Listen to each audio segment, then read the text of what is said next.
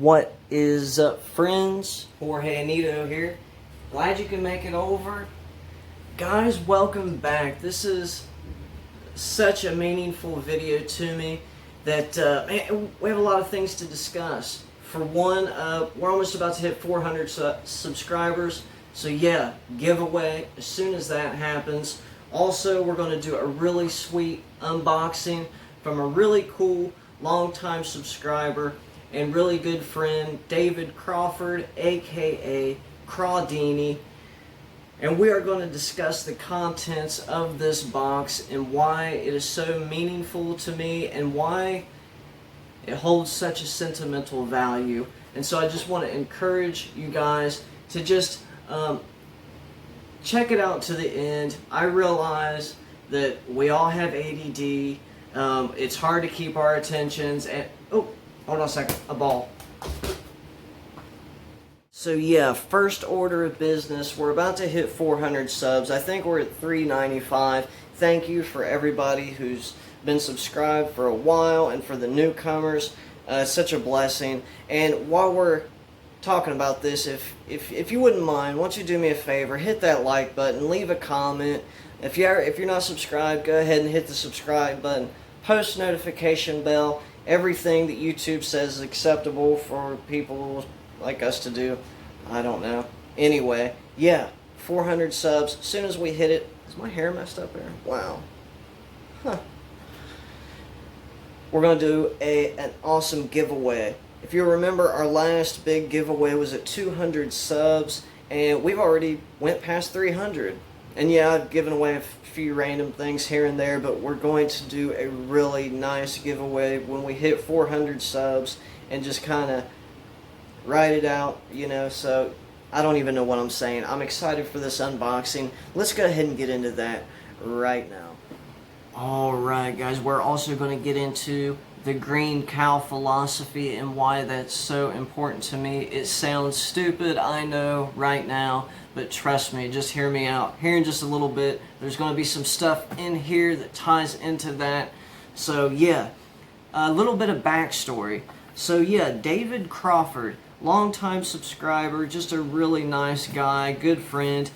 So hit me up on Instagram a while back and was like, hey Jorge, check out this Joker. Now, I've made mention of this a few times, but the Joker card is absolutely my favorite card in the entire deck. The Queen of Hearts is a close second, and obviously being a part of the Alliance, the Nine of Club is near to my heart as well. I also like the Two of Hearts, the Three of Hearts, and if I'm honest, hey, the Ace of Spades too. But my number one absolute favorite card of all time, and has been for a long time, is the Joker card. There's some reasoning behind that, which I'll get into in just a few, but David sent me a message and said, check out this Joker, you have got to see this. And he's, you know, LOL, you know, for laughs. And he showed me a picture of this Joker, and I was floored by it. I was like, oh my gosh, no way. You'll see it here in just a moment. But I was like, dude, what deck did that come out of? I thought he was joking around. I thought he drew it or something on a blank card. I didn't know. Come to find out, it is an actual Joker in a deck of cards. I was so ecstatic about it. He's like, you know what? I'll just send it to you. I was like, no, you don't have to do that. Just let me know the deck. I'll just, you know, I'll pick them up myself. He's like, no, just, I want to send it to you. So I was like, okay. So he sent me that Joker card, which we're going to look at here in just a moment. but also some other really cool, fun stuff as well. I actually went through this the other day because Addie, he actually, he sent her a little something too, and so she has that with her. But yeah, so really fun little care package. So check this out. So he sent me these random cards, and included are what could be used as a couple gaff cards, but the majority of these are Joker cards.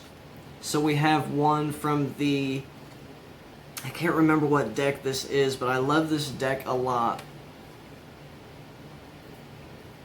We have the Orbit V7s. Stay close and stay tuned because the V8s are just around the corner. Black Cherry Casino. We have a stud. We have a bicycle Joker, but not just any. This is what I believe is forest green, or like a winter green. So that's awesome. And some of these I will definitely mingle in some of my other decks and use as duplicates or gaff cards. We have a Hoyle, I believe that's a Hoyle Joker, which that's just a really cool back design. I always forget how awesome of a back design that is. We have a Tally-Ho circle back Joker. We have the extra Joker from the Hoyle deck. We have the Age of Dragons just there. We have the Silver City playing cards. This is actually a queen. We have this Joker. So yeah, he's just included a lot of Joker cards because I told him why the Joker card is so important to me. You have Game of Thrones right there. Let me see if I can. I watched this entire series. I can't remember who his name is. Joker card just there.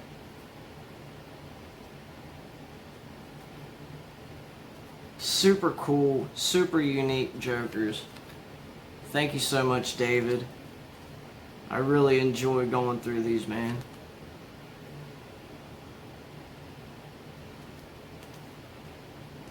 Now we're coming up on that special card here in just a moment.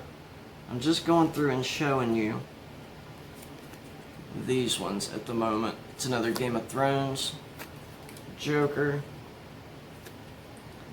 I've seen this before, I'm not sure. Somebody let me know in the comments what deck this is out of.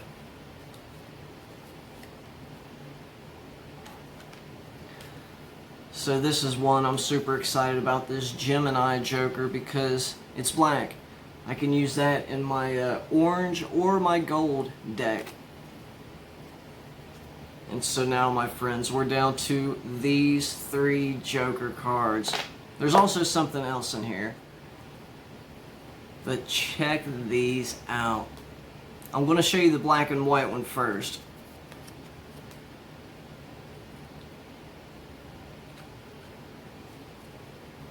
Here's the other one. And I don't know if you could see a resemblance or not with the glasses and the mustache. My gosh, it looks just like me. Like I said, when I originally saw this, I thought maybe it was just a prank or a joke. But I was like, oh my gosh, that is me through and through. These are the Silver City playing cards. They have a smooth finish. Yeah, I didn't know of this deck. I'm guessing it's Cardamundi by these little stars on either card.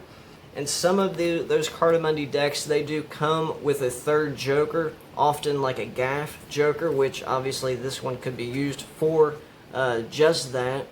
This would be duplicates. But yeah, I just thought, man, that is an uncanny resemblance. I'm trying to get it to focus.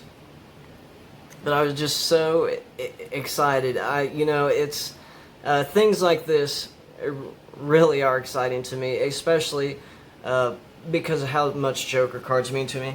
So yeah, before we get into a little bit about why I like Joker so much, and why it ties into this little guy right here. David was also kind enough to pick me up a pack of Blue Seal Cupid back playing cards. I think these were printed in 2006, but these are absolutely gorgeous. And talk about fate, literally the day before I received this this package he sent me, I was on eBay in an auction bidding for just this deck, and I actually lost out. I was in the middle of I actually messaged Craig Rockanova, and I'm like, hey man, I'm in this auction right now. I'm trying to get these Cupid back Blue Seals. He's like, awesome, man. I was actually riding around. I got home and I missed it. I forgot and I missed the deadline. Anyway, David was kind enough to send these, and yeah, they are super awesome, super cool. You got the guaranteed Joker just there. Just a standard bicycle faces. But yeah, this is just gorgeous. Gorgeous back design. I do not own these, so yeah, they're exceptional. Obviously, Blue Seal quality, Cincinnati, Ohio. Amazing cards. Thank you so much, David. This was very exciting to receive. So yeah, this is my favorite card. Obviously, I've been saying that this entire video. But here's the reasoning behind it, is because if you think about it, when you ask people to name a card in the deck, or you ask them what would you consider the most unique card in the deck, and I know I've touched on this before, especially when I did the video on 11 most unique Jokers in playing card decks, a typical answer you'll receive is the Ace of Spades, right? And why not? Because it's ornate, each one looks beautiful, it's distinct from the rest of the pack. You can go on Instagram and just follow some magicians. Look up people who's posted pics of playing cards, and you'll see just a ton of Ace of Spades, won't you? And I know we all have. But if you think about it, the most unique card in the deck is the Joker card. I mean, just compare some of the Ace of Spades to the Joker cards in your decks. By a long shot, it is the Joker card. And in fact, it's so unique that it's actually not really included in many card games. The Joker card is often separated from the rest. It's often put to the side. It's not like the others. It's definitely different, but it's very unique. And so in an odd way, with different things that's happened in my life, what with just feeling like the black sheep of my family, things like that, my drug addicted past, and being able to overcome that with God's help, I've always felt kind of like a Joker card, as if I was always looked at as different. I was always made to feel different, or less than, or inferior to, and even shunned at times, or made to feel separate from the rest. And so it's just a meaningful card to me, because I think the Joker does embody that. It embodies uniqueness, being different, being okay with being different. And yeah, so with that, let's talk about the logic behind this guy. Here's a picture of me when I was just 3 years old. My little train operator outfit with the little hat. I was a real happy kid in these years. Here's a picture of me when I was 4 years old at my church's Christmas play. Looks like I'm getting up that aisle pretty quick. Here's another picture of me when I was 4 years old, cheesing for the camera. Look at that cheeky guy. Here I am waking up Easter morning, 1988, I'm 5 years old in this picture, happy as a lark. And here I am, later that year, 1988, I just turned 6 years old. My little camo outfit, swinging away. We lived out in the country. But I would start kindergarten very soon after this photo. You could probably see how Addie resembles me quite a bit in some of those older pictures of mine. But yeah, she's actually starting kindergarten this week. And so I've been thinking a lot about my personal kindergarten experience. I'm 37, I'm going on 40, I'm almost a half a century old. But yeah, from time to time I reflect on my kindergarten experience because I had what some would call, or at least what I would call, fairly traumatic experience in kindergarten. Now I'm kind of saying this lightheartedly, but it really affected me in a big way. On my first day of kindergarten, the teacher, I won't say her name, but she gave all of us, the students, coloring pages. And it was all the same picture. It was a picture of a cow. It was just a coloring page of a cow. And she gave us all crayons and she said, color the page, color the cow. And so I remember going through the crayons, and this has been a long time ago, but I remember this very distinctly because of what happened. But so I chose green, and I'm coloring my cow green, and I'm doing my best to stay in the line, and I'm just happy as can be. I'm a happy kid. I was just a happy kid. And so, yeah, I'm coloring the cow green because, you know, you don't see a green cow, obviously. There's no such thing. But I remember that I'd finished coloring this green cow, and I remember raising my hand up high and just cheeky as can be, just the teacher come around, and as soon as she seen this coloring page, the look of disbelief, disappointment, and just eventually rage, like this literally triggered her. She grabbed up my paper and literally made a big spectacle. She called out to the class and said, "Class, look at what color Jorge has decided to color his cow." And I remember all the kids like looking at me, and she actually asked me to stand up. She was like, "Jorge, stand up." And she called on some of the students.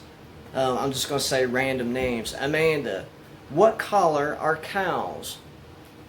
Brown. Darren, what color did you color your cow? Black and white. Jerry, did Jorge color his cow right? No. Tell him that he didn't color his cow right. Jorge, you didn't color your cow right. Brandon, let Jorge know that he didn't color his cow right. And this went on, this went on for a little while. This is my first day of kindergarten. And so here I am, basically just been made a public spectacle out of. Everybody's laughing at me. You know, she doesn't even give me another page to try to color it a different color, whatever she thought was right. No, she took it and she ripped it up. She threw it in the trash, and she had me sit down. Like, I'm giving you basically the Disneyland version. Like, this was a lot more brutal than what I'm making it out to be. But it was such a, like, I was visibly shaken, like, the rest of the day. In fact, the rest of that school year, I was, like, in her crosshairs. Like, I'm not going to go into these other stories, but this teacher, I would later reflect back, I think she had it out for me. Like, she was rough on some of the others, but she really let me have it. Now I'm from a rural area here in southern Ohio. You know, I don't know, but like, it was a rough way to go. Like, I won't even get into some of the other things that she did, but yeah, so, and just over the years, I would always reflect back on that incident, and I never told anybody except just a handful of people, just kind of in a joking way, but I would reflect back on that, and I would think, you know, that set off a way of thinking for me through almost my entire school experience, and it didn't change until I was in university. And I was always, because not just that experience, but the rest of the kindergarten year, just the way that she would make me feel and just, you know, make a spectacle of me from time to time. And, you know, I was still in school when they still spanked kids, and yeah, I got spanked too. But yeah, it was just insane. And it started this way of thinking for me at that time and continued for until high school. And that was that I would always be in fear that I was doing things the wrong way. Like, I could never really be myself, because if I was being myself, then that was wrong. That was different than the rest. You know, and even though I knew that that was me, I was always working to please others, and I wasn't ever really truly happy because I was never myself. And so it took a lot of years and you know, therapy and stuff for me to realize that, you know, it's not that I'm inferior to anybody, it's not that I'm less than, it's not even, you know, that I'm different. It's just that I'm me. I'm unique because I'm the only Jorge. You know, I'm the only me that's out there. And I want to be the best me that I could be. And that's one of the ways that, one of the reasons I relate so much to Daniel Madison, because he says that he's perfect, or he aims to be the best Daniel Madison that he could be, because there's no other, you know. And so that's just a message for each of us to not let anybody stifle you. And in fact, this is the green cow philosophy, is to not let anybody ever tell you that you're less than, or try to snub your creative expression. You know, it's just to continue doing you and be okay doing you. And so, guys, I could get into a lot more, but I think I've said enough. I appreciate you stopping by and listening to me go on about this. Thank you, David Crawford, aka Crawdini, once again for sending me this package. It really does mean a lot to me. And so it's a really, really cool Joker card too. The whole package was really nice. And so, guys, we'll see you back here next time. Oh yeah, I have to mention this. I'm so sorry. That trick that you saw at the beginning, that's an effect that I call lunchbox. And if you're interested in learning it, stay tuned. This weekend I will be reviewing the Black Mint deck that Craig Rockanova was so kind to send to me, and I'm going to teach the effect with that deck. It's a really cool effect. I call it lunchbox. Just because of the pattern that I use, but you know, you can adapt it to whatever. It's really cool. It's not sleight intensive. There's a few things that you have to do, but all in all, it's fairly easy, and it's really visual, and it's really, I think it looks really cool. So yeah, let me know in the comments if that's something you're interested in. I'll still teach it anyway, but yeah, once again, thanks for watching. God bless.